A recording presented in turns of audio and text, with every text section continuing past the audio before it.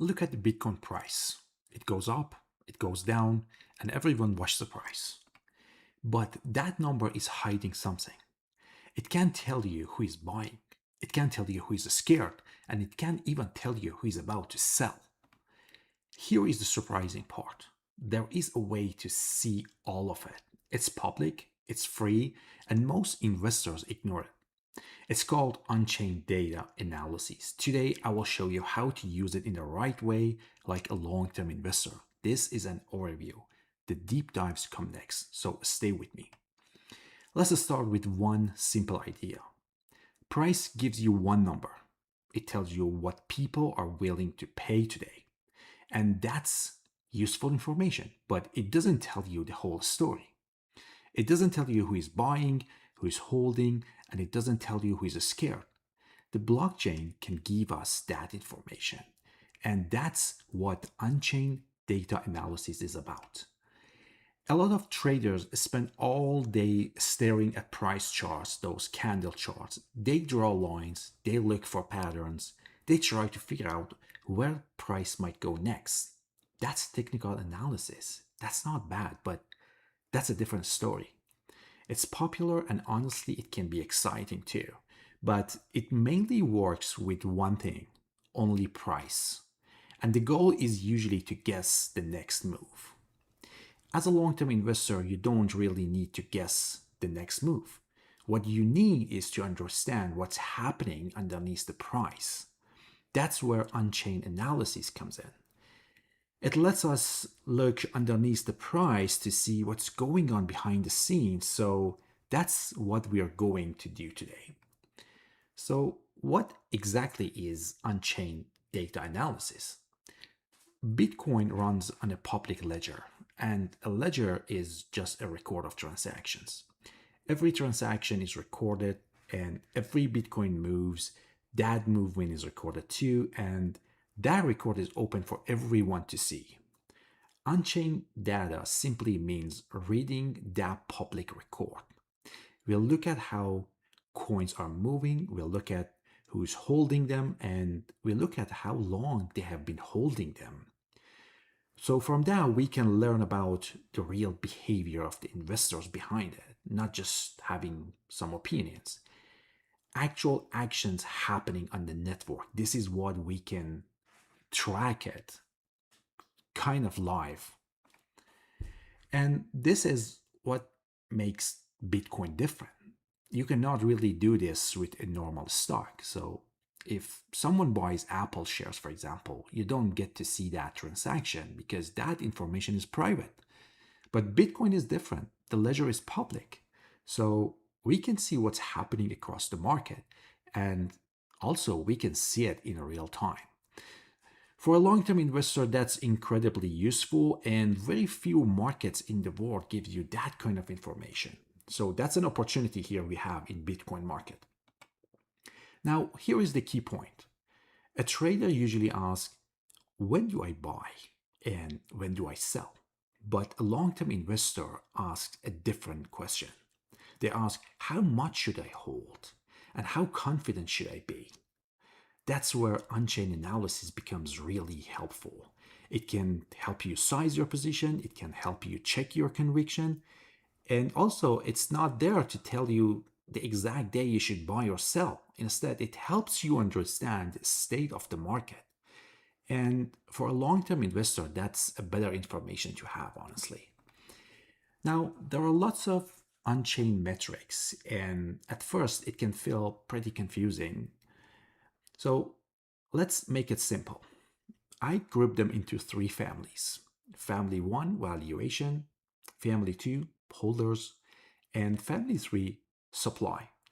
Each family answers one big question. In this video, we are just introducing those metrics and those families.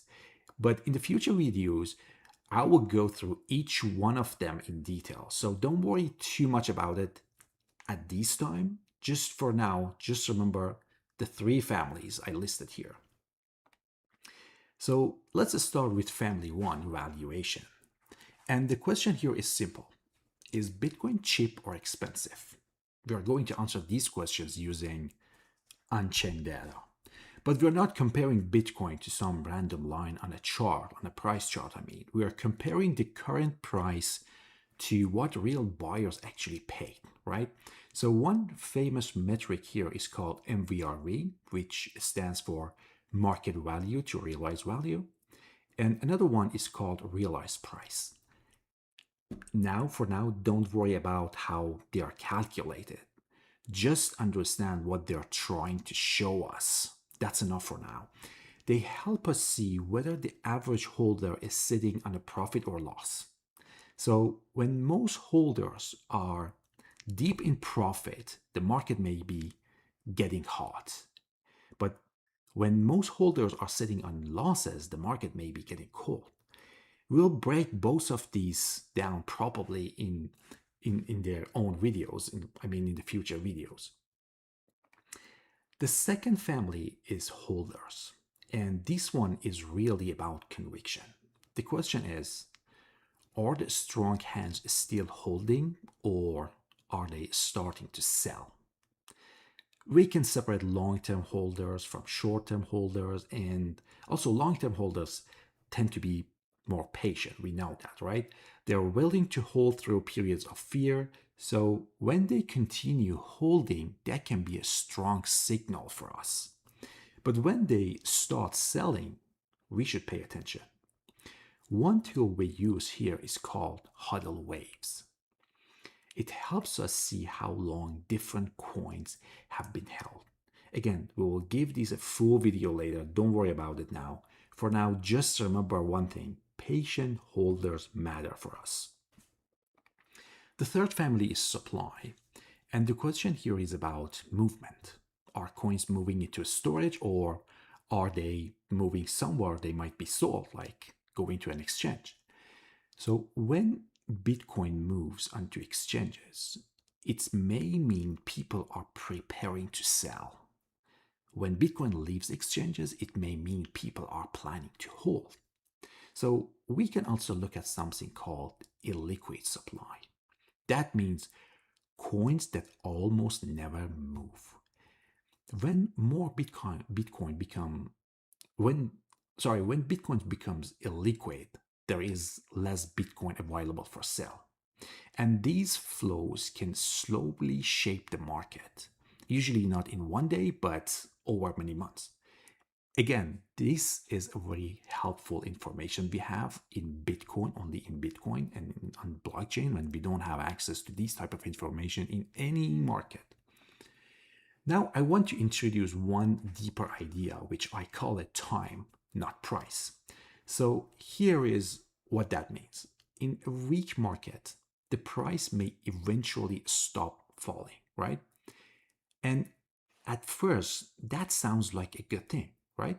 But then it doesn't start going up either. It just sits there. And that can be painful for holders. As time goes by, some people simply get tired. They give up and eventually they sell, even if they are selling at a loss. On-chain data lets us actually see this happening. We can measure who is selling, we can measure how much they are losing, and we can see how the market slowly makes people tired over time. So price alone cannot show us that type of information.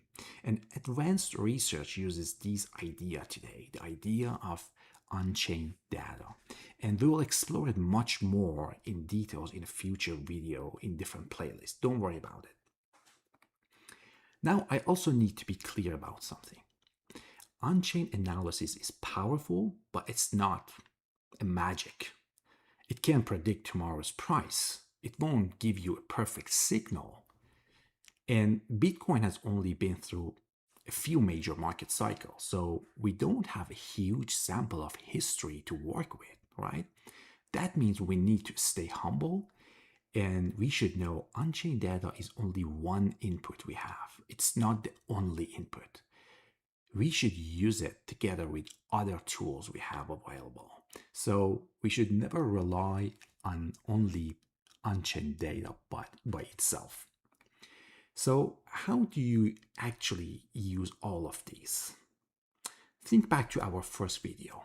We talked about position sizing and we talked about rebalancing. On-chain analysis can support both of those decisions. If your conviction is high and valuation looks fair, you can hold your full Bitcoin position. If valuation starts to look stretched, that may be a signal to think about rebalancing.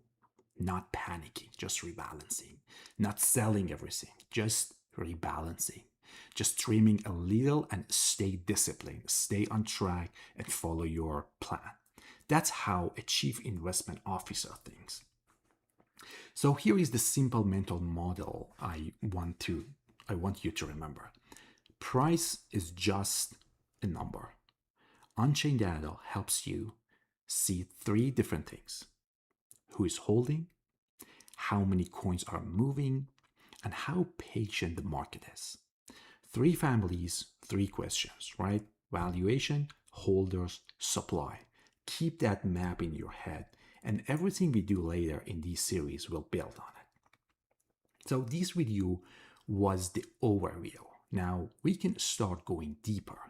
In the next videos, which is in a different playlist, which is especially devoted to Bitcoin on-chain data, we will explain MVRV and realized price.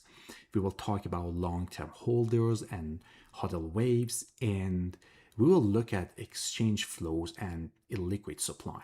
So each metrics will get its own clear lesson and video, step by step. No rush, just stay with me. And by the end of this series, you will be able to read Bitcoin market like a professional. So if you remember just one thing from this video, remember this: traders watch price, investors read behavior. And on-chain data analysis gives you a way to read that behavior. That's your real edge as a long-term investor. Subscribe so you don't miss the deeper video coming next. And always remember, that's how a chief investment officer would think about it. I will see you in the next one.